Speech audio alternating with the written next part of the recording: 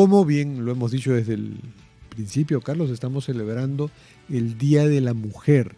Hemos hablado con dos candidatas a diputadas, Indira Wilca por Ahora Nación y Nora Loredo por Libertad Popular, y ahora vamos a hablar con los autores, es una pareja, mujer y hombre, de un libro que ha aparecido en estos días de la serie crítica de la editorial Planeta, que se llama Mujeres y Política, Poder, Democracia y las trampas de la neutralidad. Los autores son Ana Lucía Mosquera Rosado, que nos acompaña aquí en la cabina, y Farid Cajat, a quien ustedes conocen bien en su faceta de internacionalista,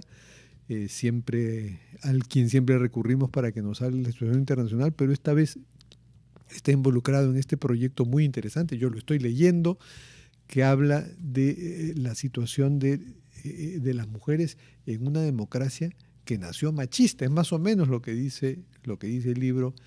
Y frente a eso pues hay todas unas corrientes de pensamiento feminista a las que en este libro se suma claramente Farid, y empiezo por preguntarle a Ana Lucía, estamos viviendo una suerte de, ante avances que han habido innegables en la igualdad de oportunidades y en el intento de cerrar brechas entre hombres y mujeres, estamos viviendo una suerte de retaliación, de resistencia patriarcal que hace peligrar esos avances.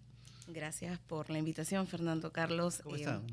Soy contenta de estar aquí presentando el libro, y para responder a tu pregunta, efectivamente de lo que estamos hablando ahora es de un momento de estancamiento, ¿no? Lo que se dice a nivel internacional es que han habido avances muy interesantes en los últimos 30 años, pero ante los últimos 5 años, diría más o menos, de retrocesos, de lo que se habla ahora es de una etapa de estancamiento para el avance de los derechos de las mujeres, ¿no? Estamos viendo no solamente en nuestro país, sino a nivel internacional que hay agendas, como bien mencionabas, patriarcales, que están basadas también en el machismo estructural, que están generando retrocesos importantes sobre cosas que en verdad asumíamos que ya habíamos conquistado y sobre las cuales no se iban a retroceder, ¿no? Un ejemplo.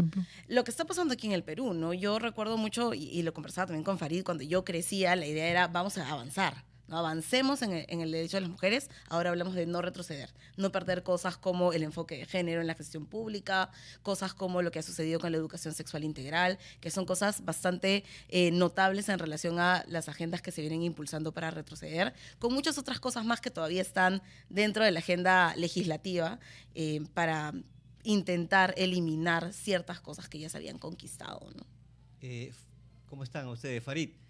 ¿Cómo ha ido evolucionando, cree usted, el papel de la mujer, ¿cierto? La posición de la misma en diversos aspectos, sobre todo en el contexto político. Bueno, en el Perú adquieren el derecho al voto en la década del 50, pero hay legislación que limita su capacidad de desarrollo personal hasta fines del siglo pasado, cuando menos. Por ejemplo, una mujer casada no podía trabajar sin el consentimiento del marido. Eso está en el Código Civil hasta el año 84, que se renueva. Y Ana Lucía sabe más que yo de estos temas, me podrá corregir, pero si no me equivoco, hasta 1997, fines del siglo pasado, si un violador se casaba con la víctima, se retiraban los cargos en su contra, ¿no? O sea, es como decir, si alguien asalta un banco y devuelve luego el dinero, ya no fue ladrón. O sea, obviamente eso no funciona así. La discusión sobre el matrimonio infantil más o menos va por esa idea. Bueno, también. Ese es el tema, si para casas, que veamos hasta dónde hemos retrocedido. Te salvas de los cargos de violador. Claro, los dos últimos presidentes, uno acusado de violación con proceso en curso, eso no fue obstáculo para elegirlo.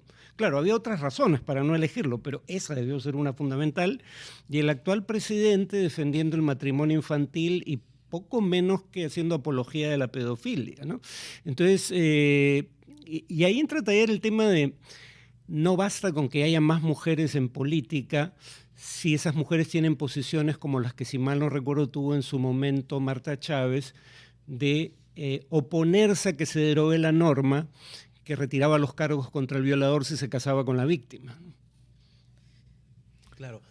Vamos a ir a una pausa, ¿no? Y regresamos para seguir conversando con Farid Hajat, internacionalista, perdón, politólogo, historiador, y Ana Lucía Mosquera, comunicadora afroperuana, investigadora, docente y activista por los derechos humanos, hablando justamente del proceso histórico de la mujer en diversos campos, hoy en el Día Internacional de la Mujer. Regresamos en Ampliación de Noticias. Vivas y Carlos Villarreal con ustedes, conversando con Ana Lucía Mosquera, comunicadora afroperuana, investigadora, docente y activista de derechos humanos, y con el internacionalista Farid Hajat, con motivo de analizar el proceso histórico de la mujer en el ámbito político y en otros también, por supuesto, hoy en el Día Internacional de la Mujer. Quisiera preguntarle a ambos, trasladándonos básicamente a nuestra sociedad, ¿no?, a nuestro país, ¿qué cambios cree ustedes que deben darse en el contexto político, básicamente, ¿cierto?, para que haya una participación igual de hombres y mujeres? O sea, cerrar una serie de brechas que todavía existen en el país. María. Bueno, en realidad yo en uno de los capítulos del libro también hablo de la importancia no solamente de la participación en cuanto a una participación paritaria, sino además de una participación que garantice que efectivamente se puedan avanzar en los derechos de las mujeres y en garantizar una sociedad más equitativa, ¿no? Porque en términos de paridad, creo que, y también lo hemos conversado con Farid en estas semanas, el Congreso que tenemos ahora es uno de los más paritarios que ha habido en relación de participación de hombres y mujeres. Sin embargo, son inclusive las congresistas mujeres quienes están las leyes avanzando estas leyes para desestimar el enfoque de género, para desestimar que se pueda permitir la enseñanza de educación sexual integral. Entonces, más allá de garantizar realmente una participación paritaria, que es importante, yo creo que es necesario también garantizar que efectivamente esta participación pueda ayudarnos a generar un piso un poco más parejo. Y quizás sea también, Farid, o debiera ser parte, ¿no?, de los programas de gobierno que presenten los partidos políticos en estas elecciones. Sí, y son muy pocos los que tocan el tema de una manera que avance derechos, ¿no? Yo, por ejemplo, yo enseñaba un curso de seguridad internacional y a mis alumnos les decía, hasta ahí hay perspectiva de género, por algo tan obvio como lo siguiente: mujeres y hombres no sufren las consecuencias de la guerra de la misma manera. Los hombres son una abrumadora mayoría de los combatientes que mueren en guerra, pero las mujeres son una proporción muy grande de los civiles que mueren en guerra, son, junto con sus hijos, la gran mayoría de los, refugiados internacionales o desplazados internos en caso de guerra, y tienen una mucha mayor probabilidad de sufrir violencia sexual en tiempos de guerra. Y algo interesante, no sé si lo he leído aquí en el libro que ustedes están presentando, Mujeres y Política, pero las mujeres, resultado de todo eso y de todas esas cifras que das, también creo que son las que en mayor porcentaje se oponen a las guerras. Sí, pero la prueba de que no es una propensión biológica, sino es algo producto de la socialización, es que en la década del 70, sí, lo menciono en el libro, entonces has leído un capítulo más, además de lo que mencionaste antes de entrar, porque eso está al final del capítulo. En la década del 70, hombres y mujeres tenían el mismo grado de apoyo a la guerra de Vietnam en Estados Unidos. Ya en la década del 90, con la guerra contra Irak en 1991, en realidad, la brecha es enorme, pero es una brecha que se ha ido creando con el tiempo, no existió siempre. Lo mismo hoy en día, la causa palestina. Los jóvenes que se informan a través de redes apoyan más la causa palestina que sus mayores en Estados Unidos o el Reino Unido, pero las mujeres jóvenes apoyan en mucha mayor proporción que los hombres. Entonces sí, eso se empieza a ver, pero es algo que se ha ido desarrollando en el tiempo, no surgió ex nihilo. Entonces, con más mujeres en la política tendríamos menos guerras. Es una buena conclusión para este día. Ana Lucía, volviendo a nuestra paridad, sí, el Congreso es más paritario porque está obligado los partidos a presentar mujeres y hombres alternadamente en las listas, pero sin embargo, ¿qué reflexión te provoca saber que las listas ahora tienen que ser paritarias por obligación de ley, pero solo tenemos 4 candidatas presidenciales mujeres de 36 candidatos en total?